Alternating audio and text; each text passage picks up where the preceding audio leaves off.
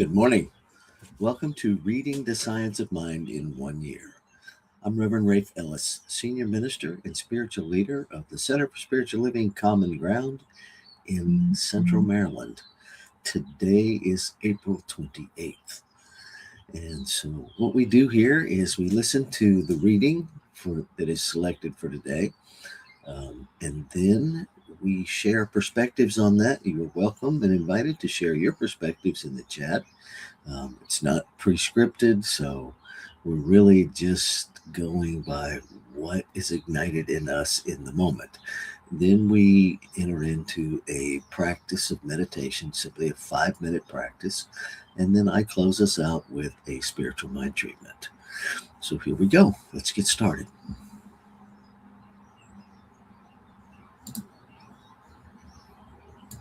Science of Mind, A Philosophy, a Faith, a Way of Life by Ernest Holmes. Reading from page 174, paragraph 2 through page 175, paragraph 1, using inclusive language. When and what is a demonstration? In the language of metaphysics, a demonstration is made when the thing is accomplished which the one treating desires to achieve, whether it be health, happiness, or abundance. A demonstration is a manifestation. It is a prayer answered. When the word of a practitioner takes form, this is a demonstration. When desire is given a subjective mold and then becomes objectified in the life of the one for whom the practitioner is working, this is demonstration. The practitioner, of course, gives thanks as they make their demand on the infinite, knowing that supply and demand are one, and that their request is instantly manifest on the invisible plane. Quote, "Before they call, will I answer," end quote, is the divine promise. We cannot demonstrate beyond our ability to mentally embody an idea. The argument is between our experience, what the world believes, and what we are convinced is the truth. It should be understood that we can demonstrate in spite of ourselves, in spite of all weaknesses, in spite of all fear, in spite of all that is in us, because such is the power of truth. We wait only for our own awakened thought. The law is neither good nor bad. Law is and responds. The possibility of demonstrating does not depend on environment, condition, location, personality, or opportunity. It depends solely on our belief and our acceptance, and our willingness to comply with the law through which all good comes. The universe will never deny us anything, unless we conceive that it is possible for us to think of something that is impossible for the universe to produce. Everyone who asks receives according to their belief.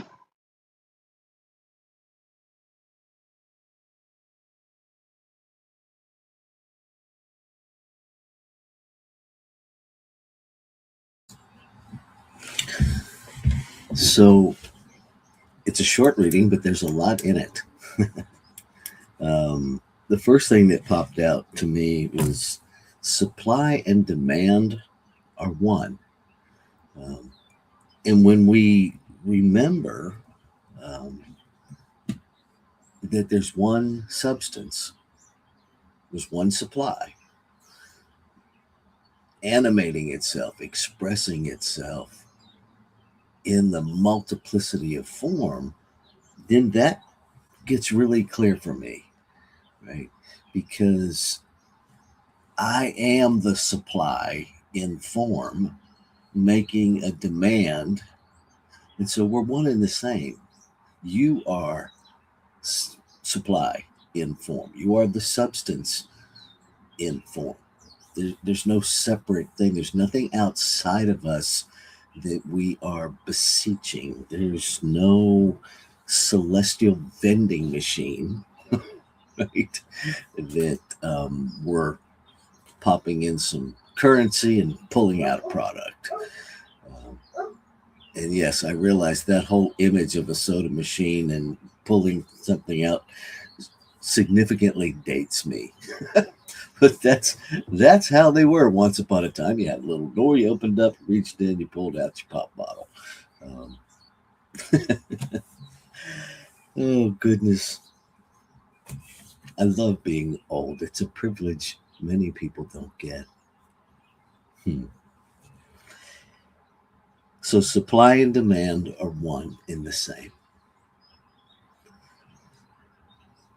This phrase, the law is neither good nor bad, law is and responds. I think sometimes language leads us into the idea that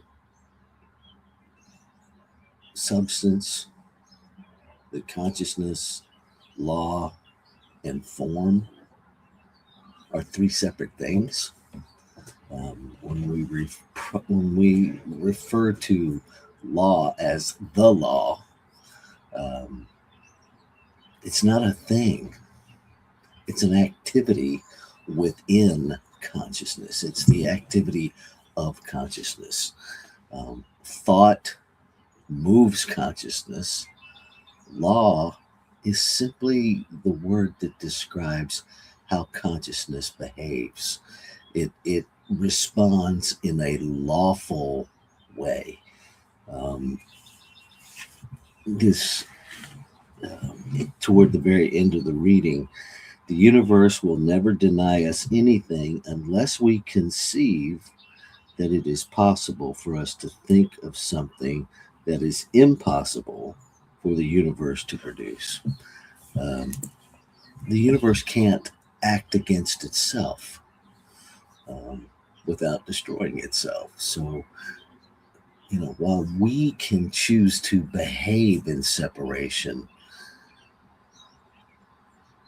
consciousness cannot actually produce separation and still be itself. It just can't do that because there's only one thing.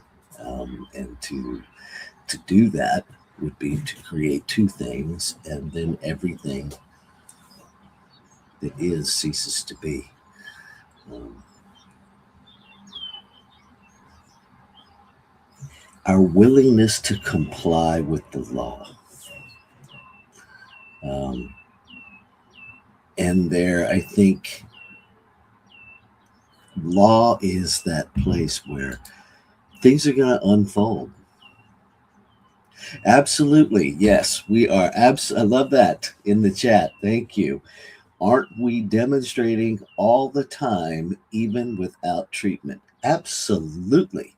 Um, I was talking recently with somebody this idea to pray without ceasing, and the reality of it is every thought. When we think about prayer being a movement of consciousness, every thought is a prayer.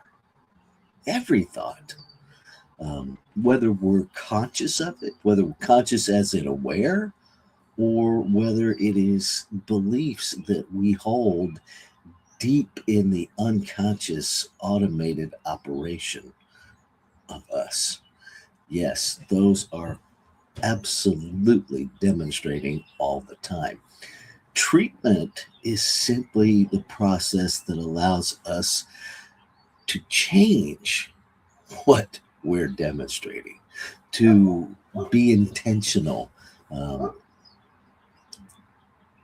um, there's a difference between, and this is how I phrase it, to do I want to be intentional with my prayers, to pray without ceasing with intention, or am I content to be an accidental prayer where I just am accidentally demonstrating because I'm doing so in unawareness?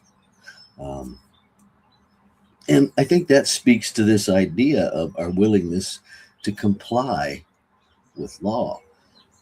Life is unfolding, consciousness is unfolding, and sometimes that means change for us in this physical realm. Um, Ernest Holmes said in one of his later writings, when we create a demonstration, we must accept all that comes with it. And sometimes we don't. Sometimes we rail against how law is unfolding our desire. Um, I may have a mental image of the perfect job, and the perfect job shows up in a place that demands that I move, that I relocate. I may be treating for the perfect relationship, and it shows up in a person, in a place that I couldn't have imagined. See, we're imagining the perfect experience. The details of that, my experience, surprises me frequently. Um, and I've learned to choose to be okay with that and to trust that.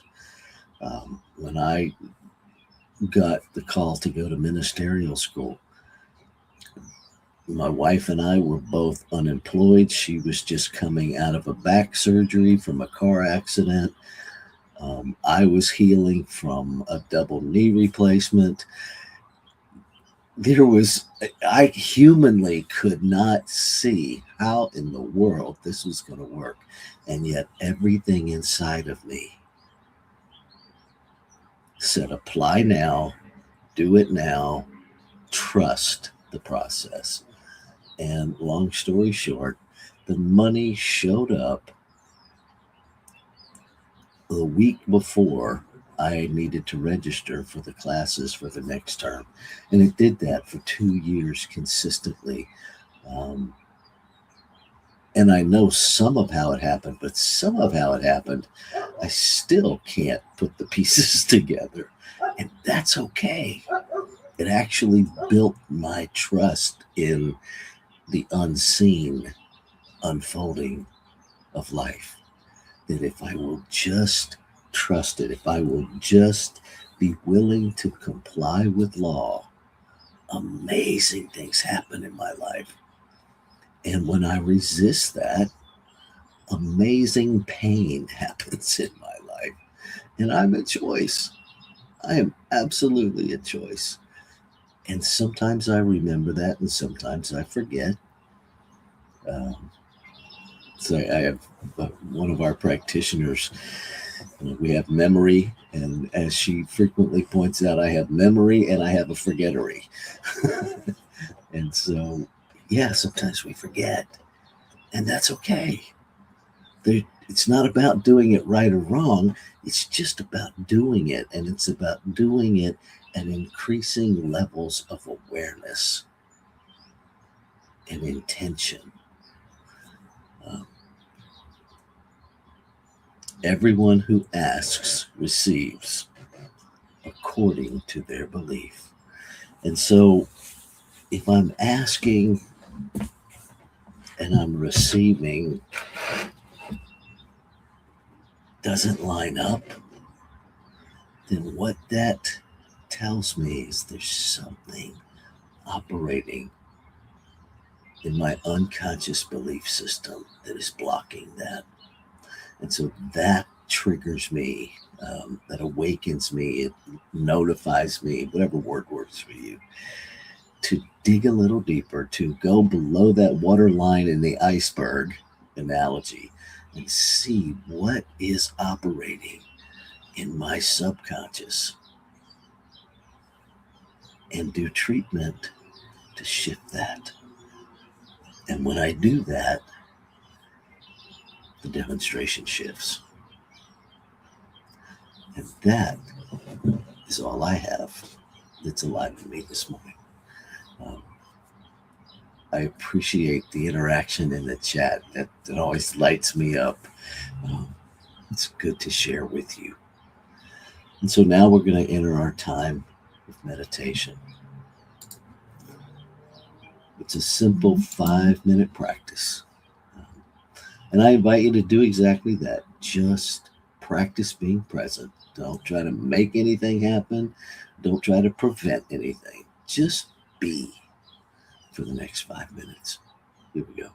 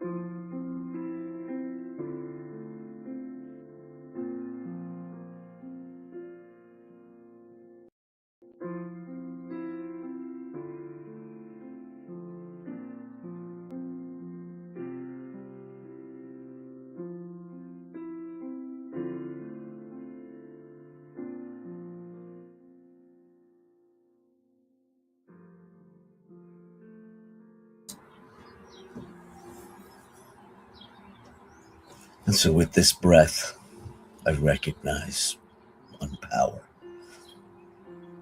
everywhere present, one life living itself through all of creation, one creation that is the physical, mental, emotional, visible, invisible manifestation of consciousness itself, energy, light, love, one.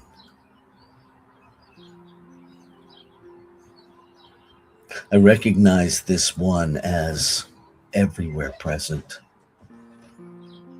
as the presence of everywhere. I recognize it as diversity itself. I recognize it as omniscience, omnipresence, omnipotence. Known by many, many names, it is nameless because it is beyond a single idea. It is every idea and more. Changeless because it already is everything. And so I recognize that the multiplicity of expression is not a change of the infinite, but rather expressions of it. Each and every expression whole, perfect, and complete. Each individualized expression inseparably unified within this one. Life is expressing in, through, and as each individualized, on purpose, one of a kind, never to be repeated, divine ideas in the consciousness of creation itself. That singular substance. And so I must be that in form. And what is true of me must be true of all creation. Each and every one is the substance, the activity, the essence of creation itself, individualized, each one a center of infinite expression. Each expression made out of consciousness, consciousness in form, containing all that consciousness is, the creative process, fully active and eternal, just as it is in consciousness itself. It can be no other way. And so knowing that the activity of consciousness lives, moves, and has its being in, through, and as me, I speak my word with full recognition, awe, and wonder that the word that is speaking is the infinite speaking itself into being. It is the word moving consciousness, moving itself into expression. And so I claim and affirm a realization, a making real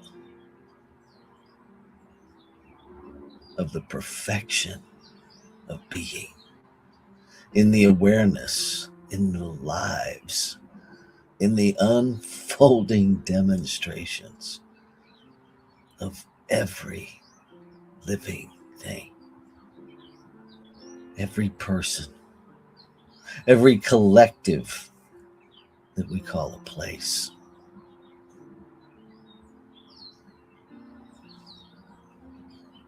Society, civilization, humanity,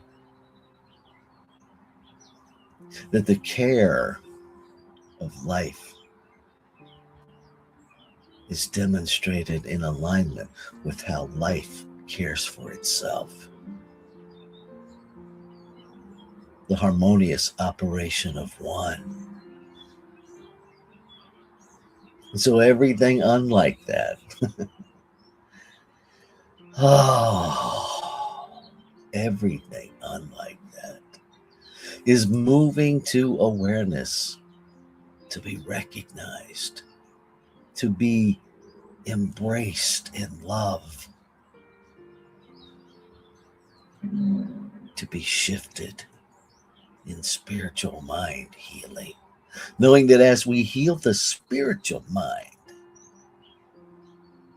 as we align the spiritual mind with the truth of its being, the physical demonstrations must align accordingly. In the harmonious operation of one, a world that must work for all is made manifest in form. And I am grateful. I am grateful for the activity within consciousness, the doer that receives that impress, that movement of consciousness, and objectively, with no agenda, simply receives it, acts upon it, and lays it out, makes it happen, makes it available. And so I release anything, any doubt, any limitation, any lack thoughts that would in any way impede the full demonstration.